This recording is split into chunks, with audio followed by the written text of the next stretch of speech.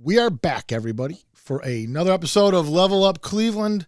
And this week, we have no other than Vickie Verlie. I know you know Vicky.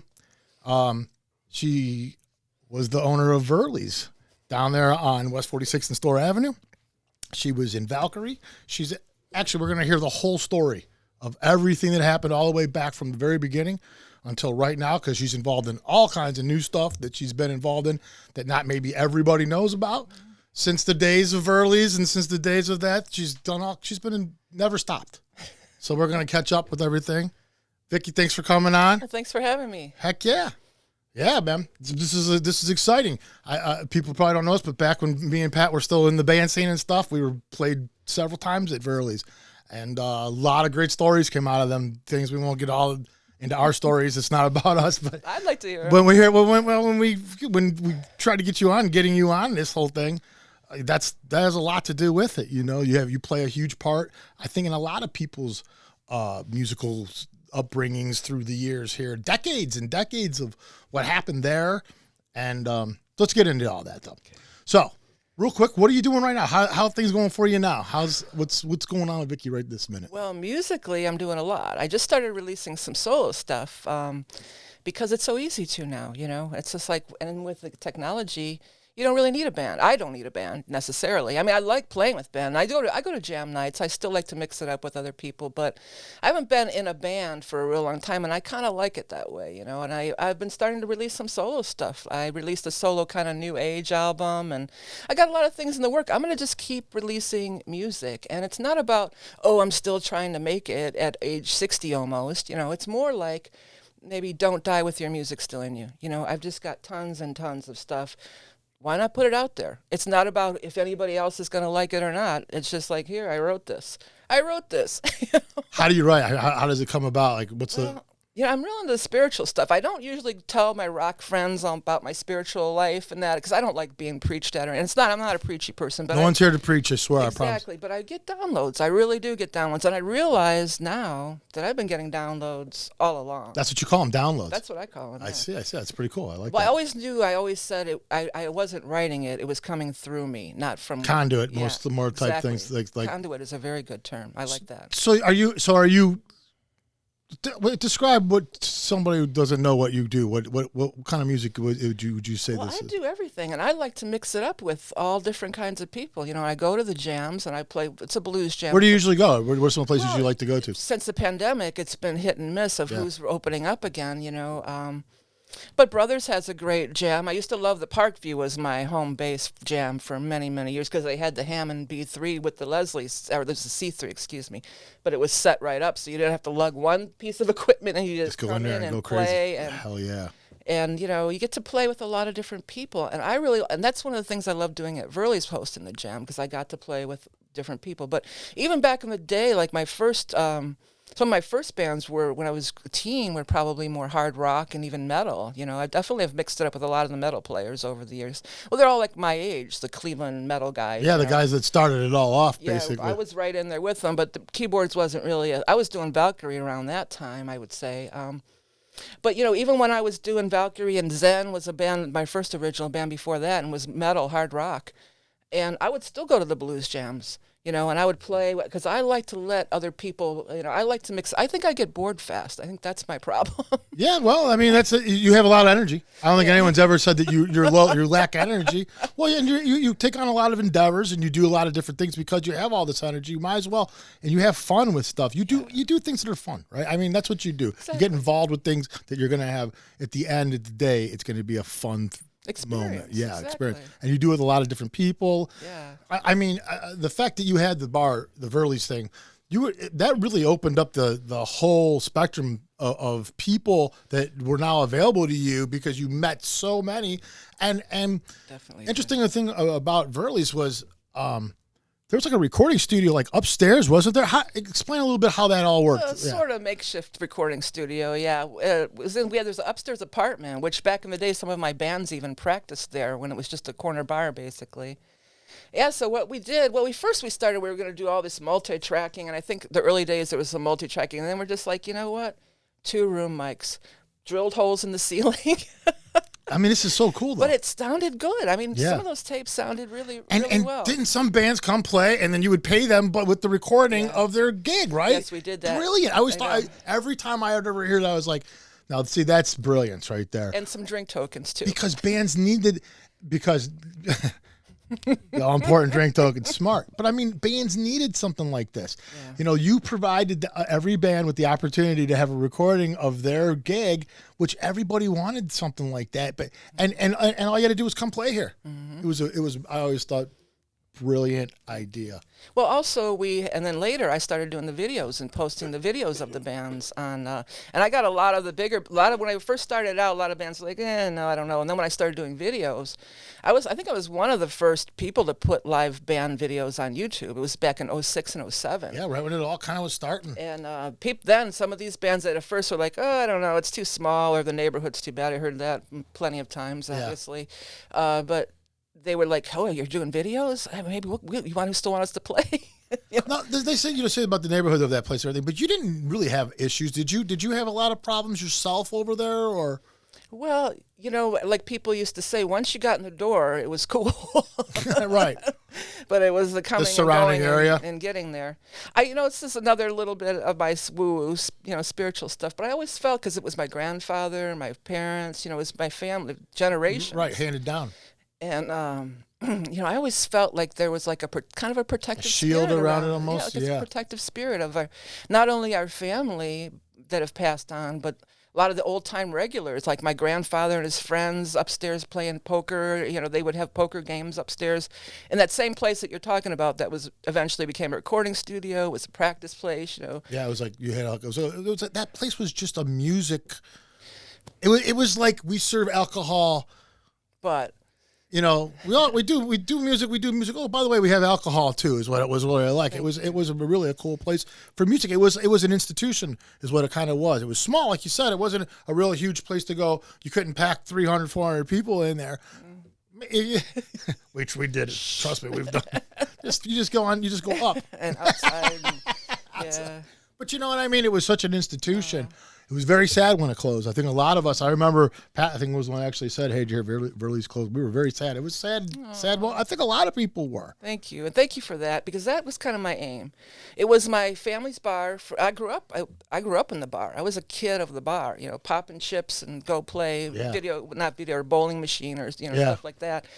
And it was always a family place. Other people, regulars, would bring their families in. We always had family bar picnics. Everybody would go down to by Kitty Park there, the Rocky River Reservation. Oh yeah. Almost every weekend when I was growing up, it was just this huge, like my extended family, really. But then it got later, and the neighborhood started changing and that, and. What happened, really, why I ended up back down there was my brother passed away, sadly. And my mom was down there by herself, and the neighborhood's getting bad. And it was still just basically a neighborhood bar. Although my bands would play there. When we practiced upstairs, like you're saying, I traded off, I did the barter for the gigs. Yeah. Well, they did a barter for the practice area. We had to play at parties every so often and bring all our friends in. Oh, my birthday party was always the biggest one around Christmas. Awesome, though. That's great. But getting back to my story, so... Yes, my brother died. My mom's down there by herself. So I was like, "Ooh, I better go down there." But it was just like, well, if I'm going to be down here 5-6 nights a week, I'm going to make it into something that I enjoy being here. So what time is this about when you this first would have been take 2004. My brother passed on January 1st of 2004. Okay. But I mean, I'd worked there on it. It's always been a part of you. Yeah, but I wasn't really involved much until my brother passed away. And then I was like, okay. And I go, Mom, we're going to have to do something down here. I mean, I'm not going to, because it was a neighborhood bar, and the neighborhood was, getting a little dicey. So that's there was an element, drug dealers and stuff starting to, I'm just like, no. Pop up, yeah. We're changing this vibe right now. We're changing everything. I'm going to bring my music friends down here. We're going to do something. And to your note, and I'm so honored of the things you were saying about, how I made it such a creative spot and everything, because that's really what I was after. Yeah, you did. But to add on to that, one of the bartenders there, Libby, gave me the nickname Mama Music, and I always loved that. I love it too. That's perfect. And because I wanted to nurture young talents, and being a musician and being in the scene, I know that, well, maybe not so much in the early 2000s, but definitely going back to earlier in my coming up times. Finding a place that would allow original bands to play, it was hard. There was no places that would allow you. You had to play cover tunes. Yeah. They wanted the cover tunes, so. Yeah, well, and that's still to this day. I mean, to some extent, the way it is. But I think it's changing. I mean, I like just from us talking to these bands all the time and bringing them on here and stuff. I think the original band scene, the people that are writing music now, the scene is starting to get some traction. It's never stopped, but it's just having the venues to play at. That's the thing. Yes. Pats in the Flats was another kind of great place. Yeah. Similar old corner dive bar down in the inner city, or even, I took a lot, I'll say, I took a lot of clues from the Parkview, from Norm, definitely. Yeah. I took a lot of clues from back in the day. There used to be a bar on East 21st, right by the PD, called the Rockwell Inn. I took a lot. I worked at the Rockwell Inn off and on. I didn't just come. This didn't just fall from the sky. I was picking and choosing from other things that I enjoyed, and I saw that worked. Yeah. Because it had. There's a lot of things about Verley's that had to happen because of the size of the place. Also, you were kind of limited, but that was one of the things that was cool about it because what you didn't do was limit the band's area to play. even though you didn't have a lot of space.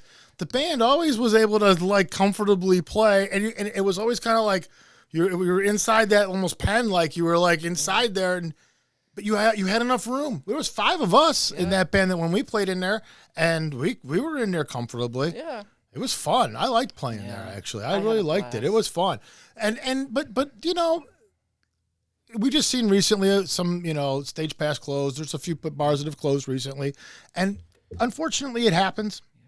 Verley's was another casualty of a time, but the new one's open, and it's a recycling system, and I think the scene is definitely coming back. I really do. I think it never died. I think that there was always tremendous. I'm talking about since the pandemic thing, though. Really, that type of thing more than anything. Yeah. Well, people are dying to get out again. Even like you go to Lakewood Park. I remember I used to go to Lakewood Park all the time because it was like hardly anybody there. You can't find a parking space because everybody's like, after being locked up, it's like they're not gonna. It's like, oh, I'll go to the park tomorrow. No, go today.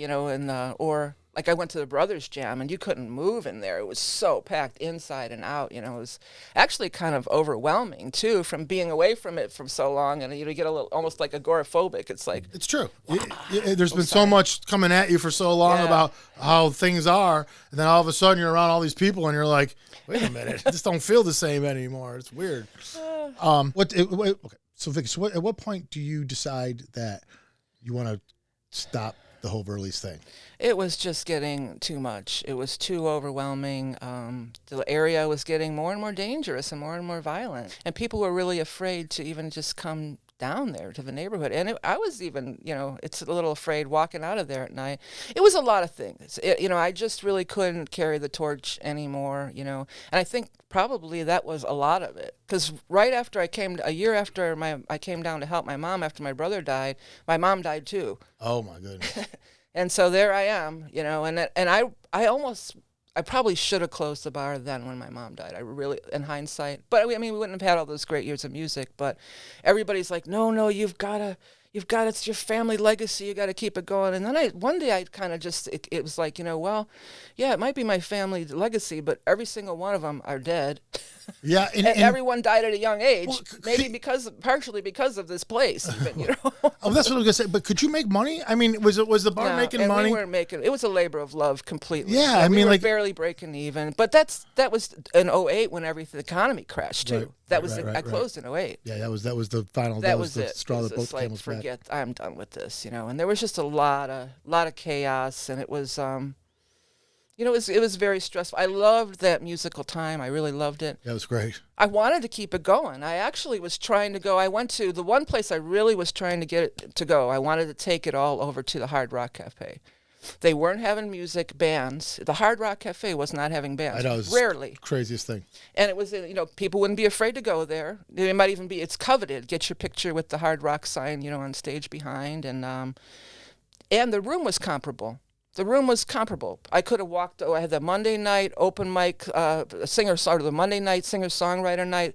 I had the Tuesday night acoustic jam night. I had my Sunday jam, which was my killer jam night.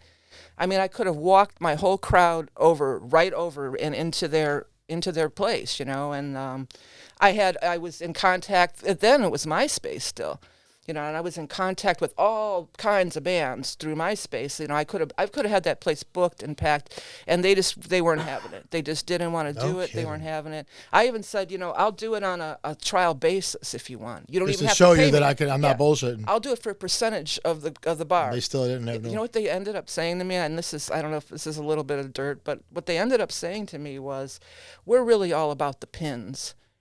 And I was just like, the Hard Rock Cafe is all about, which if you're not familiar, I didn't know what she was talking about. There's these pins that you collect from each city, like little pins for like your coat and stuff. So they were more about collecting pins than actually having live music. What the hell does that even mean? I know. Pretty bizarre. They're closed now too. So yeah, there you go. What do they know? All right, we're gonna take a break right there, and when we come back, we'll hear a little bit more about Valkyrie and what Vicky's doing now. When we come back.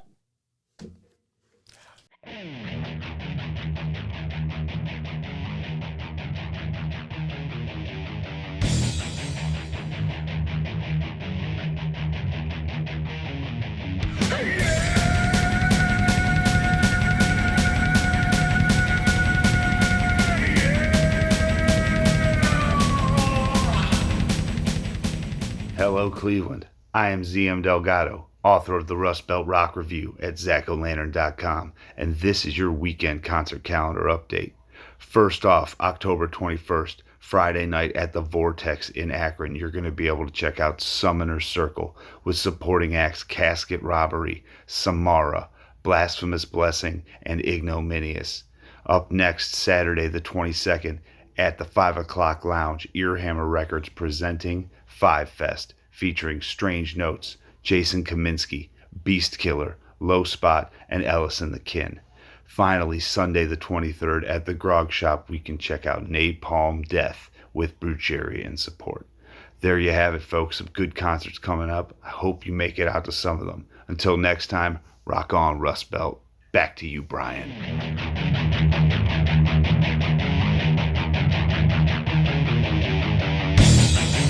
We are back with Vickie Verlie. That's right, Vickie Verlie that came down here to hang out with us, and I want to talk a little bit with Vickie about your younger years. Like, how do you get involved with the keys? And I'm sure it starts with piano. I'm assuming doesn't. It starts with organ. I've always played the organ since day one, because my mom and dad used to go out to hear a guy called Lenny D, who was this organ player. And he played with a little beatbox organ. He has albums out. If anybody cares to find him, you can look. Really, he's still around. They're still doing. I don't know if he's still living. Oh, but I got you. There's records of him. You can hear the music. So he was like a solo, like kind of loungy entertainer. Cool. And my mom and dad thought that Lenny D was the shit. So they had you had albums in the house and stuff. Well, of Lenny. My dad, he was always a tinkerer, and he was actually, before they bought the bar, he was going to be an engineer. He was going to school, and he had a plane. He had his pilot's license. He was always real technologically oriented. So he got this kit, and he built an organ from a kit, a Thomas organ, and it was in our house because I wanted to play drums. Drums was my. How long did it take your dad to build an organ out of a kit? And what year would this have been?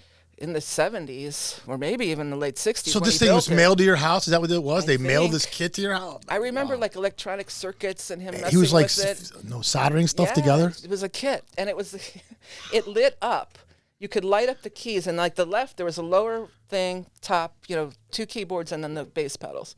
And the lower one lit up with colors, like I think it was like F, G, and C chords.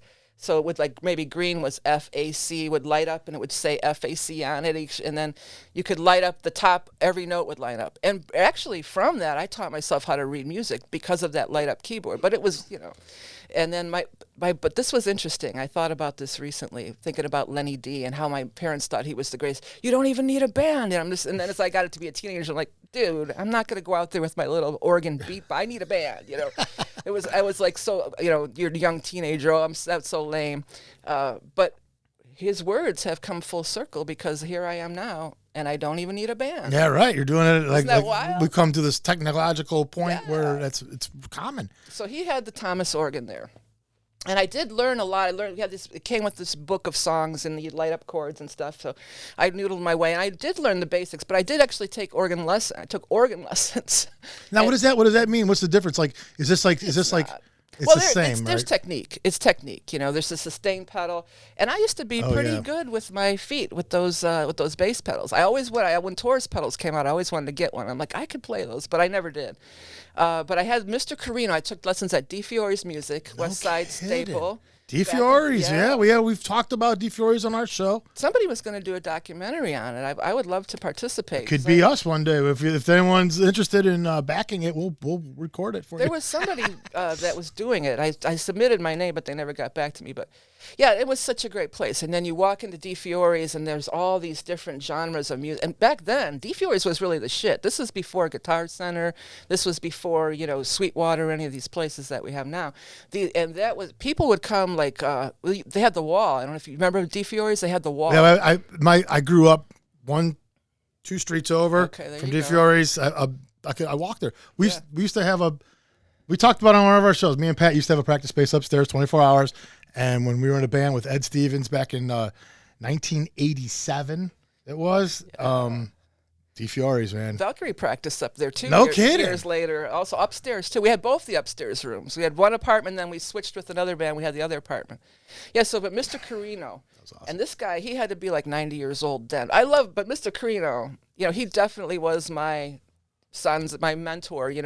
He would shuffle in his slippers. He looked like Albert Einstein.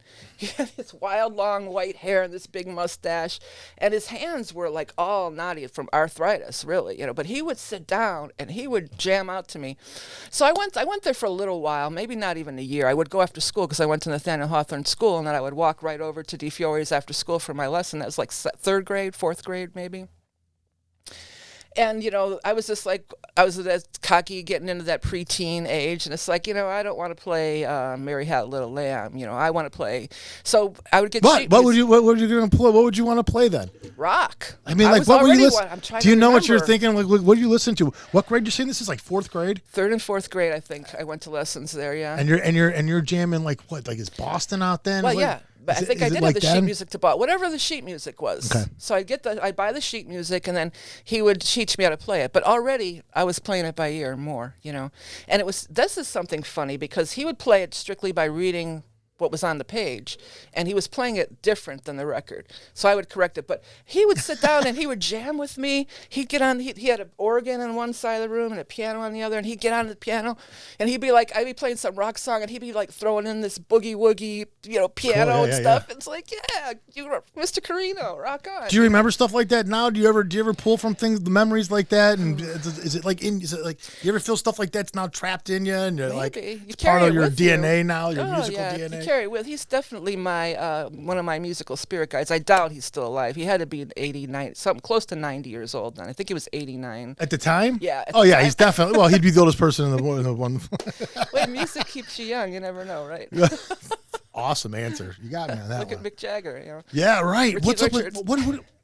what do you think is up with Mick Jagger? What? I don't know. What do you mean? I mean, like, Well, how they're so well, old. I they're mean, still like, rocking. is there any other human being on the planet that does what Mick Jagger does? No, I don't. Is he like the only person? What are you saying? Is Actually- it alien or what? Yeah.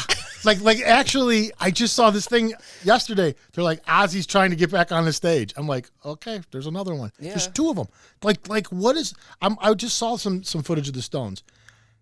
Like it's hard to tell Jagger from like 1982 to now. They have good plastic surgeons, probably. But he's still moving Yeah, and that's still the thing. doing all this Yeah. stuff, and he's still doing the Jaggerisms, all the stuff that Mick does.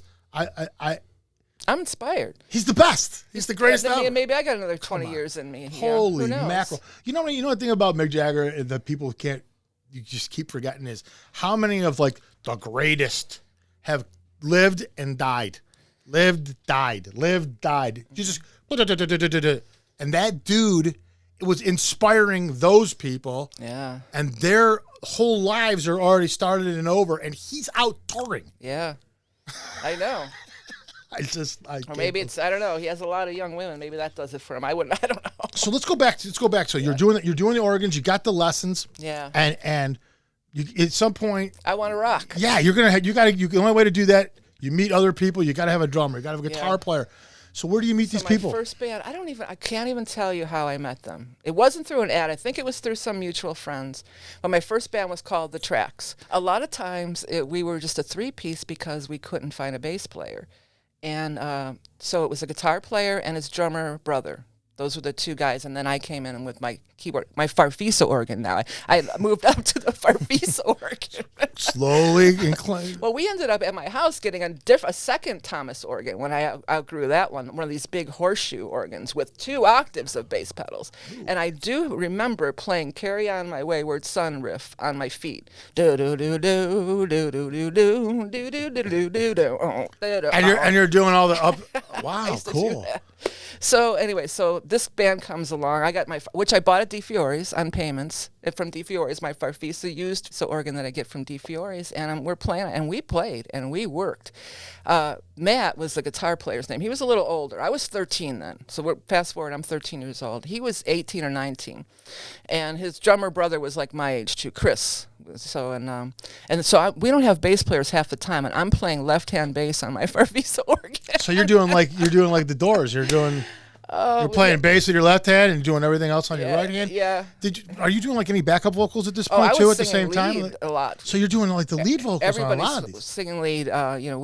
So you're all changing parts, but when you're not singing lead, you're also doing backup vocals for the leads? I don't know that we were that advanced that we even did harmonies. I don't think we did. I sang Zeppelin, Rush, Queen. Wow. I used to sing Tie Your Mother Down. You guys are playing all that stuff. Yeah, that was one of my favorite songs to do was Tie Your Mother Down. I used to sing that one, I remember. I wasn't a great I've never been, I don't consider myself a lead singer. But I like to do harmonies. I like backups, but we sucked, basically. It was your first band, though, right? We worked. He booked us gigs everywhere. We played college, a lot of college, like frat parties. We played down in Kent all the time, Rathskeller Kent. We played bars. I was 13 years old playing in bars. No kidding. We played at Hennessy's, the Outside Inn. Your whole childhood is just like bars and that scene, and that's what you know. Yeah, I definitely grew up in it. Right? You're like the connoisseur. Are you going to write that book eventually? People have asked you this before. It's so funny because my mom and my brother always said we got to write a book about all the tales from Verley's. Your whole life. But think about how unique, like to you, it's your life. Mm-hmm. I always say people know what they know. The worst thing that's ever happened to somebody is the worst thing that's ever happened to somebody, that kind of thing. And your life is what a lot of people, never experience. It's rare, right? Would you say, like, growing up, talking to other people now, you're like, yeah, not many people have grown up the way I have. Maybe. I guess it's just that's what makes things interesting, right? It's all I knew. So we're playing around, and we made money. I'm a 13-year-old, 13, 14-ish, maybe even into 15. We were together for a few years, and I've got a wad of money in my pocket. I went to every single concert that came to town. I upgraded I got my first string machine, and I upgraded my equipment, definitely. I went to every concert. I always had pot, I had money for pot. I had money for shows, money for clothes. I was definitely a clothes horse, so I was living the life, it was great. It's like, I'll never get a day job. Dun, dun, dun. Yeah, right. Reality. So then I get into high school. I don't know what happened with that band. We broke up eventually. I get into high school, and the big band at John Marshall, which we were just talking about, the big high school band, the big cool band in high school was Lost Horizon, and word gets out they're looking for a keyboard player. So I'm in art class with one of the guitar players is in my art class, and I'm telling him, I'm going, yeah, I play keyboards. He blew me off for like months and months and months till I finally broke him, and he said, all right, you can come to practice, but we're playing a gig. They used to play at the Pirates Cove. We're playing a gig at the Pirates Cove Saturday, and don't think you're going to play at that gig. I'm like, that's cool. Just let me play. Let me come. So I came in. I knew every single song. You were ready. I played that gig. That's they were like, all right. And then we stayed together for several years, too. Excellent. And we played a bunch of stuff. That band was huge. We had 2 drummers, 3 guitar players, a bass player, singer, and then me. So it was like... Why do you think you had all them... You don't remember? Well, they were already a band before they added me. And they just had a real problem with kicking people out? I guess, or something. I don't know. There's 3 of the members from Lost Horizon. Me, one of the drummers, Bill Steary, and Justo Sabarit, who still plays around Cleveland, too. He's a big Latin guy now. I don't know if you're familiar with him. Yeah. But back then, Justo was Mr. Metal.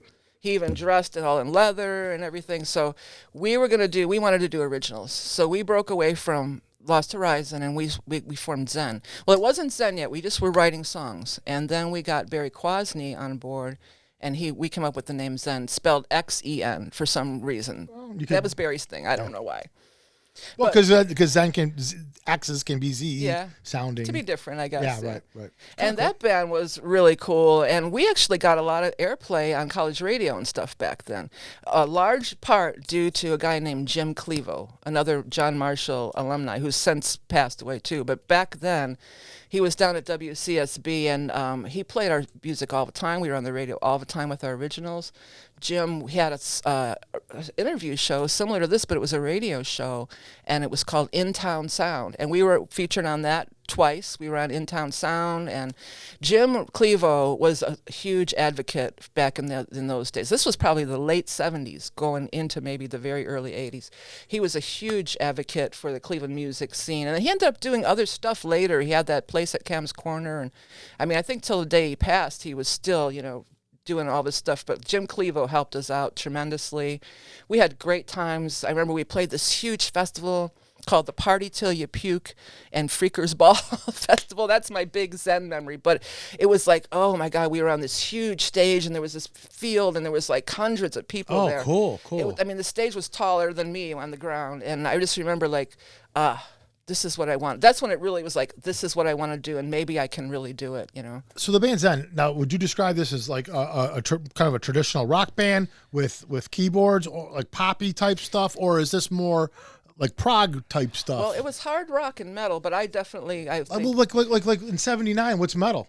Well, Judas Priest. I know Husto was into Judas Priest big time. That was a UFO, Judas Priest. Okay, so that's what you're doing. Sabbath, but prog for sure. So it does have the prog thing going because of me. Right, I always bring that. This is what I'm trying to get at. Is that when you add the keyboard to the heavy metal in the '70s, it's prog. I mean, there's not very many other bands doing keyboards that don't have that prog rock type thing going. So still had the Farfisa.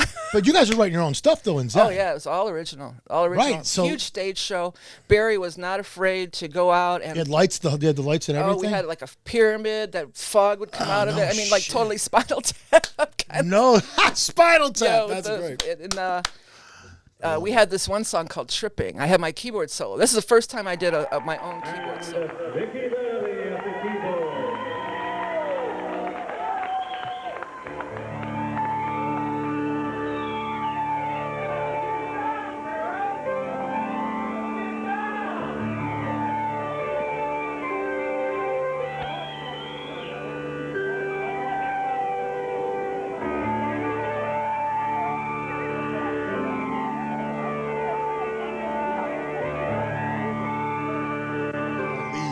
Yeah, a la Rick Wakeman, Oh, cool. I went and saw Yes in concert, and my life in the round, and my life changed. I've heard Yes, but I never saw him in concert. When I saw Rick Wakeman with his cape, that was it. I was wearing the cape. I was sitting down before that playing. I was standing up. I was wearing the cape, and the guys in Zen, they were calling me Vic Wakeman. So I was, that broke me wide open. It's just like, yeah. So you're playing those over the top keys at this point where that's like, I still had the Farfisa. We re-released some Zen stuff recently. A label in Greece re-released our CD for us on a European label. And I was listening to it again not too long, just a few years ago. And that Farfisa, oh my God. But I loved it back then because it cut through, but it was very whiny sounding, but it cut through. By then I had my RMI, I had an RMI electric piano, and by then I was running stomp pedals through it. I had a flanger, a phase shifter, Echoplex, and one other like these different, I ran the RMI through all these pedals and stuff too. And then I think I had my Moog Satellite by then and ARP string machine. I was building my rig, Yeah. And those days, those things weighed a ton. I think the RMI weighed a couple 100 pounds maybe, or at least 100, I think. It was heavy. Well, the other thing I'm thinking about too is in those days too, this is very much a man's world that you're playing in, right? Like you're like there's very few like females doing, I mean, there's vocalists and stuff like that, but actually getting in there and playing like what you're doing, So tell me a little bit about that at that time. Like, what was that like a little Well, I bit? definitely encountered stuff like, well, just like the story about Yeah, you trying just- to get, but the art class, you know, Just getting a gig. just because I was a girl, try. I was on it. I think that's probably Dismissed, why. yeah. But it was Michael Murray, and I love you, Michael Murray, if you're watching. I don't hold it against Right, you. well, yeah, It I'm was just sure- the I'm day sure it he was. knows, I'm sure. And he never heard me play. When I heard me play, then I was in. But yeah, it was somewhere in there before Zen. I was in this original band. This guy was putting it together, and it was going to be an all-girl band. But we weren't really able to find a lot of girl musicians, instrumentalists then. So then it was going to be fronted by girls, and then we were going to have a guy drummer. I don't remember what it was, but there's this one time, okay, this story. We're auditioning guitar players, okay? So it was like this open cattle call. There was just one after the other, and Tony's the guy's name. He says, you're going to have to play with them because you'll be playing with them. You decide who you vibe with and who you like. I'm like, great, sounds good. So they're all coming through. I'm playing with all of them, and there was two that really stood out. One, because she was so great. She knew all the same songs as me. We were jamming together. We were playing. I remember playing like Foghat songs with her and Cool, stuff. And, yeah, right. She could play lead. I mean, she could really play. And I was just like, oh, you know, I know. After that, it was just like, I know who I want. You know, it's going to be her. And then there was another one to me that really stood out too, because she was not very good, very beginner, trying to play like Stairway to Heaven, putting her hand. Ding, ding, ding, ding. That was her tryout. Ding, ding, ding. You know, it's just like, oh, please move on. You know, but then her boyfriend was with her, and he played with me, and we were jamming. So they all leave. The auditions are over, and we're all sitting around talking. Because there was two other girls. There was a girl singer, and there was another girl singer who played flute really well. She was like tall, out. You know, so it could have had the potential to be a really cool band. And so everybody leaves. We're talking. I'm going, well, I know who I want. And they're like, yeah, I know who I want. They wanted that girl that couldn't play because she was really pretty and cute. Oh, she had the look. Yeah. And they're going, well, the boyfriend will teach her the songs. I'm just like, but what about her? And but she was a little bit, you know, probably now I would say, you know, Homely. more. I know you don't want to be Not mean, but homely. I mean, but you know how they get that Just homeliness. more, you know, she was just a little bit on the masculine side, maybe, you know, but she wailed, you know, and it was just like, so we could help her with hair and makeup if that's going to be an issue, you know, that was my thinking. So, but I quit that band right then. The end of that session, I never came back after that. That was it. Yeah, it's like, no. So then what happens? So we're in Zen, and Zen's rocking along, and we're doing all this recording and stuff, but it just kind of, you know how it is with bands. I don't think there was any big moment with Zen where it's like, oh, Just we hate each other. And slowly, it's, a yeah, slow it's just, burn. and Barry, the singer, he had a family, you know, he had a small Well, child. isn't that actually what really happens though, Vicky? Yeah. Is that some people take this very seriously, and some people start to, Yeah. and so the ones that take it very seriously, they continue on with other bands, and eventually this thing just swallows people up as it goes, right? Right. And now looking back, it's all a learning experience. You know, I don't get caught up in any of that now. If I jam with somebody that doesn't work out, it's like, cool, we're still friends. Maybe we'll do another project in the future. Correct. Yeah. Just because this doesn't gel or this doesn't vibe, you know, I don't let that bother me as much. But so shortly after that, Barry wanted to, you know, be with his family more. He had a young child, Al, who's like 40 now. And so they went on, a couple of them went on and did another band. They were doing covers, like Judas Priest and stuff. And then they started doing originals too. And then just not long after that, I got into Valkyrie. Wasn't very long after that at all. So And was this something you had to try out for? no, this was I do remember how this was a guy from my neighborhood who played guitar. And he says, I know this girl guitar player, and she's wanting to put a female band together. And I almost didn't want to do it because of that whole other situation. That I was like, female bands, that left a bad taste in my mouth. Like, Yeah. this isn't some, you know, show. Yeah, it's not as easy as you think. I it want to is. jam with real musicians. Yeah, right. You know, I want to really play good music that I love. It's not about who looks pretty or this kind of stuff, you know. So I was reluctant. But I went anyway. I went over, and it was just me, her, and the drummer at that time. So what really got me was the drummer. The drummer was me, the drummer. She didn't even have her drums there, but she was into all the prog stuff that I did. You know, she was into Genesis with Phil Collins. You know, she was into Emerson, Lake and Palmer, and she was into, you know, all the stuff that I was, and she could pull it off. I mean, I didn't know practically any guy drummers that could pull off, you know, But she Carl was pretty- Palmer, yeah, right. and you know, she could pull it off. So she was amazing, and so that's what grabbed me. You know, and at the time, the guitar player was in Texas. She moved to Texas, but was moving back to Cleveland. So then, you know, we started practicing, and we went through some member changes. And actually, that original guitar player girl ended up not even being in the final lineup. But Valkyrie was special. I will say that Valkyrie was special, not just because we were all girls, but because, for one thing, we were more seasoned at this time. And every band up till now, I'd been the youngest person in the band always, starting with that 13-year-old, and then I'm still the youngest in Valkyrie. I'm still the youngest person. So they're a little older. They're a little more seasoned. There's a lot of different musical styles coming at us. Like the Lost Horizon to Zen transition. We all went to the same high school. We all grew up listening to MMS, and so we kind of all had the same musical kind of vibe. It was an extension of that, Yeah. But this was really a nice, even a smorgasbord of different styles, different influences.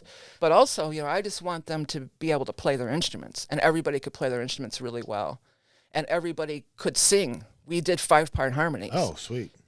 That makes a huge difference. Man. Oh, and on top of this, intense progressive music, it was difficult to play. It wasn't no 3-chord. Fun stuff, right? For me, yeah, very fun. That's fun for me. I want to get in and play that challenging stuff. So, and we did the huge stage show with the costumes, and we dressed up as Valkyries, and the stage shows got more and more elaborate, yeah. and the costumes got better and better. And so just following the true prog rock thing, where Yeah. like you bring up Genesis a lot. Obviously, I'm a huge Genesis Yeah. fan too. That's exactly their blueprint was. They Peter started Gabriel off, days. and then Gabriel just became more and more and more. It actually broke the band up, and it kind of. Yeah, we were doing some touring, and we were getting some airplay on college radio. Also, we used to get college airplay radio. Well, so the original drummer left the band because she was having some health issues, and so then we got another drummer who was great. I mean, her and I became really good friends. We always roomed together on road gigs and stuff. But she came from more of a lounge background, more of a pop background, and she didn't have a day job. So she was trying to be in 2 bands, playing in her lounge gig, and we practiced a lot. We practiced at least three nights a week. We were on it. We were really working hard at the Valkyrie thing. And so then she goes, well, why don't we we can work lounge, and you don't have to work day jobs, and we'll all be off at the same time. She kind of roped us into it. So we did it. We were doing lounge, and we were also doing rock, but we didn't want to drag the name of Valkyrie through the mud. So we went under an alias of North Coast Girls. And then we used to even call ourselves the Corn Toast Girls. So we play, and we made money. It was still an era where you could make a living playing money in Cleveland. We took road gigs, but we didn't really have to, Right. And we would play like some of these lounge. We did lounge, but we also did rock. We played flashes and as a rock gig, but we used to play like the Brown Derby, where you do 6 nights a week, 6 sets a night. The one on Brook Park Road? We did a lot of them. The one two of our favorites, the Men in Brown Derby on the east side was one of the more rockin' Brown Derbies, if there's such a thing. It was borderline rock gig. We had fun playing there. Right. But we did the one out at Westgate, in Rocky River, Fairview there, Westgate. Center Ridge Road? Yeah, there used to be a Brown Derby in there. It was called the Rockport Brown Derby. Yeah, on Rockport Road. And that was our home away from home. Okay. And they were cool as hell with us, because they were just like, as long as we've got money in the cash register, we don't care. Because you had to do dinner sets. 6 sets a night meant like 3 dinner sets. And then you would play top 40 hits and try to keep people dancing. So they go, as long as you do your dinner sets and cover that, later on you can do whatever you want. So we would be doing full-blown Valkyrie shows at this Brown Derby. At the Brown Derby. And all our friends would come out, and we had these bikers that would follow us around, and So they this would was more show like- up. This is more like the restaurant part's The kind of lounge. closed down. It's Yeah. time to just Yeah. party. And they were so cool, they didn't care. A lot of these, when you're doing covers, like when we played the Agora back then, it was in our contract that we were not allowed to play originals. Oh. No, we were under, but we did. We just didn't announce it. And they didn't know. Yeah, we just Like, ran one song Who into knows the better? next. Yeah. Just tell people, that was UFO back in 19... We would just run it right into one song, right into another. We worked our originals in, you better believe it. Well, everybody that was there to see us wanted to hear our originals. It was just it was the politics that you had to work with back then. It was pretty messed up. So too. in Valkyrie, are you guys recording like albums? What's going on? We released a 45. We went in the studio quite a bit. We recorded out at Beechwood. Where else did we record? We recorded Different time back then, right? This isn't like it became later. It was harder to get a recording, and it was harder to... It cost a lot of money. Yeah, it was- somebody else paid for that one, and then We played it. We recorded at that place that was above the Agora. Maybe it was Take One or something. We recorded at several different studios. We did a deal with one of the studios where we let students record us, and we got free recording time too. So we did that. That's smart. Yeah. So we were doing the North Coast Girls, and we were doing road gigs. You know, there's this one, I can tell a quick funny story about Yeah, one of the road gigs. We played out in middle of nowhere. It was like either West Virginia or Kentucky or somewhere. And we're driving past. Where is it? We drove past like 4 times. Couldn't even find the place or even the city. We're like you're at this stop sign. You're in the state, and then you're at the next stop sign, and you're out of the state. We're like, well, where is this place? Where is? We finally find the place. There wasn't even a restaurant in the vicinity. You had to cross the state border to get to this to have restaurant food. And we were going to be there for like a week. It was sort of a lounge gig, a lounge rock gig. And when you do road gigs, they always give you rooms. So we were a 5-piece. We got 3 rooms, So we get there, and the rooms is this little strip like of a few hotel rooms next to this building, and it's gross. I mean, it's dirty, nasty. The rust, the water's rusty. It was just disgusting.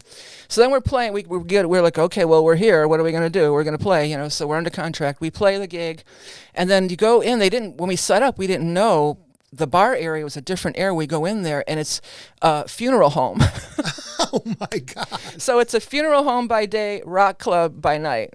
So then the next day we're laying out in the field sunbathing, and all of a sudden there's these vultures flying over us, and we realize it was all overgrown. We realize we're sunbathing in the graveyard. Yeah, no, the graveyard. So that's like, oh wow, this is the wildest gig ever. So then the next night we're there. It's like the weekend. I think we must have gone in on a Wednesday or Thursday. It's a weekend night, and everybody had a very thick Southern accent. All the people that were there, and all of a sudden I hear this British accent in the bar. So right away I make a beeline. I'm like, "You're not from around here. What's going on?" He goes, "Yeah, he was from Def Leppard, in the middle of this town, in the middle of nowhere." Really? Do you remember who it was? He was leaving. It's one of the early members that quit. And I remember he was on his way to L.A. to go to the Olympics in L.A. So it was that year, whatever that was, 80, I think, right? Was it an 80? It would have been 83, 84 maybe. We could probably find later, but Winter Olympics was 80. Yeah, Summer Olympics was 84. Yeah. Okay, so and he apparently had married some girl that lived in this town. So he was there to get a divorce, and then he was on his way to the Olympics. But in the middle of nowhere, in this little town, we meet the guitar player from Def Leppard. That's so And he cool. comes over to this crappy hotel room of ours, and we partied with him all night. I don't know, we might have been tripping on acid. Are we allowed to say that? We were up all night or doing something. We were partying all night with him, and then he went on his merry way. So then the next gig, we're there, and then we meet some of the locals, and they're going, one of the locals was supposedly a cousin of some famous country star, but I can't remember who it was. But they go, "You're staying in that place over there?" And we're like, "Yeah, we're staying in that place. It's so horrible, blah, blah." I go, "Come on, you're coming with us." They took us to this place. Supposedly it was this guy's house, but I think it was probably the country music star's home, and he just wasn't there, maybe. And they let you stay there. Yeah, and it was amazing. This is the most amazing home that I ever saw in my life. You had to scale up this little road up this mountain, and then you get there, and it's inside the mountain. And it's just all glass walls, and it's looking out over. I mean, we went from this hotel room that was so disgusting, we didn't want to sit on the toilet, to this beautiful. Crazy. I know this all happened in that one road gig to this little tiny place, in the South. That was one of the craziest things. And at that time, you're thinking like, this is the way it is, right? This is the way things happen, and then yeah, well, you never live. These things never happen again for some reason, right? That's so cool, right? Yeah, I guess we were maybe, optimistic. Yeah, well, no, everybody is. I think Youth. When you're in these moments, it just feels like you're riding this wave, and it's just always going to be like this. And then The synchronicities. you can't believe how quickly it all changes. But it's so cool that you get to experience stuff like The that. people were so cool. Isn't They it? wanted to show us that this isn't us. We're cool, and they were. And it wasn't any kind of thing where, oh yeah, you're gonna have sex with us and say it. They were complete gentlemen. No, they were awesome. Right, It was great. It was one of the greatest. I wasn't thinking that, by the way. Just so we just. Well, a lot of people they invite you to stay at this house. Yeah, So, is there strings attached? Strings What's attached. going on? Bunch of 5 young girls. So you're.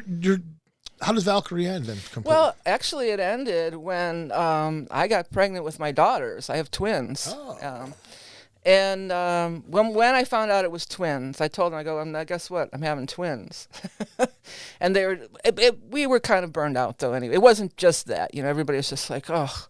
Well, I wanted to keep going. I did not want to stop. Yeah. They're going, well, what happens if we make it really big? What are you going to do then? We have to do a major tour. I go, well, I'll hire a nanny. I didn't see any problem with any of it, But, it was, we were done. We were just done. It was burned out. We were burned out. You reached the end of that road, and that was it. Time to move on. That happens. You know.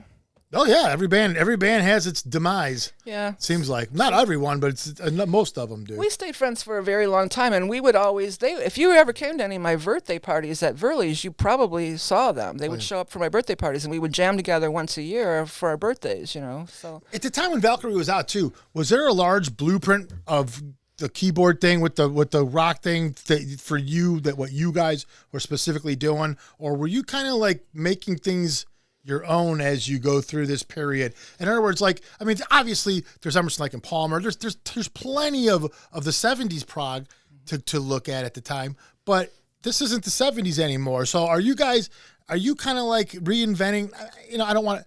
But are you having to come up with like new ideas? This is the 80s too. Where the keyboards are heard as a different instrument, and most of that 80s music, it's real, like bubblegummy type thing. And you're trying to play more of a serious, dramatic role in music. How did you go about doing that? Like, what did you pull from exactly? And that was the thing, too, that was so discouraged. That was part of, I think, why we got so discouraged, because we really didn't fit what was happening then. You're talking about the keyboards. There's $10,000 Kurzweils, and these guys are sitting there playing one note on it. And here's me, trying to create chords on the keyboard. And what was $10,000 in the early 80s? It was, so far out of my reach. It was unreal. So we didn't fit the mold of what was happening. We didn't fit the mold around Cleveland. Here, this is another little thing about Cleveland back then. There was a definite group of people that controlled the Cleveland scene. Like Otto Newberg was one of them. And Otto from Rich Spina show we just talked about. Yeah, you couldn't play the Agora unless you were with Otto. But actually, we ended up playing through our manager later. He ended up, changing his time. But early on, they were very much controlled what happened here, and they only promoted the bands that they thought were good. And honestly, a lot of them were kind of like Michael Stanley clones. Not that that's bad, I know what you mean. But there was always safe. They were safe. Or that was the Cleveland sound. They were pushing that as the Cleveland sound. But there was always diversity in Cleveland. There was always, we were doing the prog thing. There was a band called the Adults back then. They were really a good band. There's always been good. There's something in the water. It's that Lake Erie water. That big geode out by the islands there. No, you're right. There has been always a great scene. So we were up against a lot, and it just we were done. We were just done fighting. And so then after Valkyrie, is that like right around the time where Verley's comes into play more? No, then I was home raising babies. Oh, so now there's a period of momisms and being a mom. But I never stopped writing. Never stopped writing. I was writing the whole time. And when you're writing lyrics and music together? Sometimes, but a lot of times, I have my box of tapes. I always joke about this. Back then, I would you get the old-timey drugstore cassette player. You press play and record, and then you press pause. So then if you got an idea, all you have to do is hit pause and you're rolling. So those ideas now you have your phone, you just grab your phone. But back then, I would get those ideas, but then I would fill up the whole tape with ideas. And I'd flip it over, I'd fill up the whole other side of the tape, and then I'd throw it in the box. And then I have a box, which I still to this day, I have not gone through the box of tapes. And it's just like, I was just writing. It was just always coming, And I wrote a couple songs for my daughters that later became part of my YouTube channel, children's music that came about later. So I was doing that for a long time.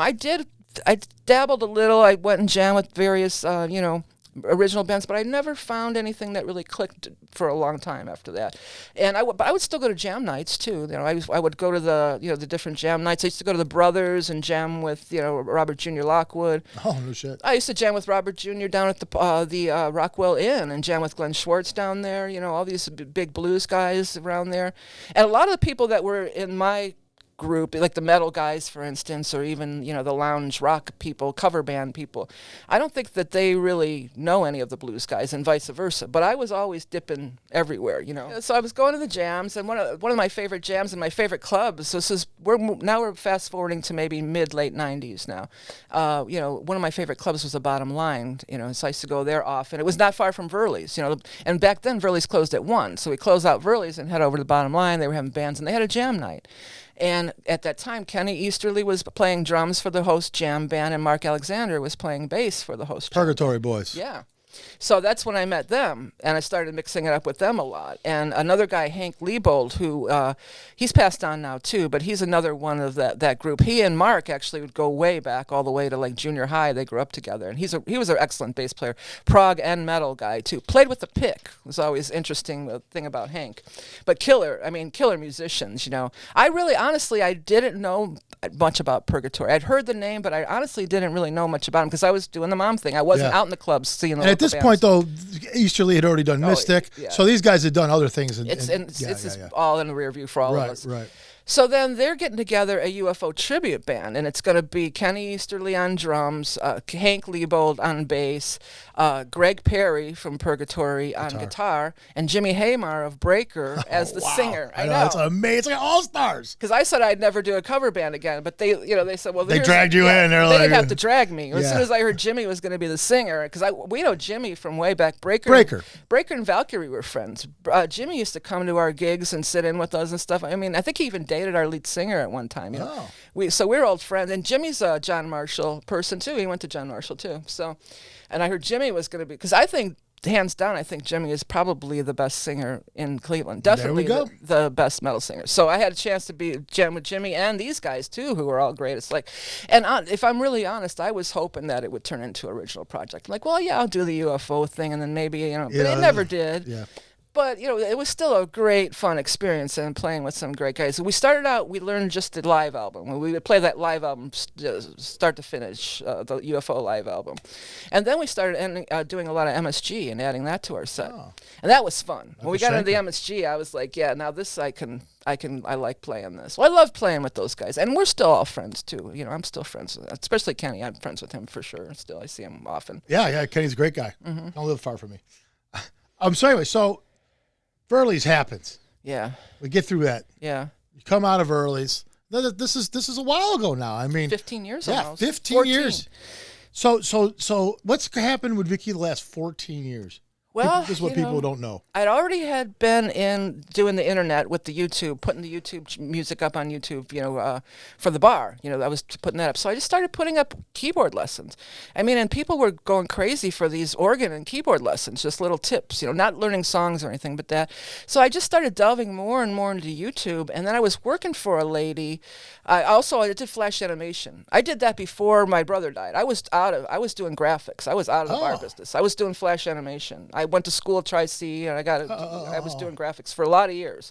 And when my brother died, and boom, I went to the bar. So then I'm like, well, Flash is kind of over, but I do know animation. And I got a gig with this lady out of state through the internet, and she was doing like old King Cole and, copyright-free children's music. Somebody else recorded it, and she wanted me to do the animation for it. So I did that for a while. And I'm just like, hey, I got all this children's music. Why don't I just put my own children's music out there and do the animation. So I did. And I mean, some of those, one has 500,000 views, one of my children's music song. It's crazy. Yeah, it really took off. It's big in China. I'm big in Japan. But I found out why. It's because they use it to teach kids English over there. Oh, that makes sense then. So then I just started putting some of my original music on too. I have several different YouTube channels, and that's what I've been doing. I posted a John Lord tribute when he passed, a medley of me playing a bunch of John Lord. Deep Purple. Yeah, one of my all-time heroes, John Lord, organ player, rock organ too, because that's what I. One of the best ever do it. But Lenny D, and then I hear John Lord, I go, oh, organ can be cool. Yeah, maybe I do want to play the organ after. Mixing it with guitar sound and everything like he did. Sticking forks in it. That was Keith Emerson sticking forks in it. But Yeah, so I did this Deep Purple tribute, a medley, when John Lord died. And I got these offers from these German bands. One was from Germany and one was from Sweden.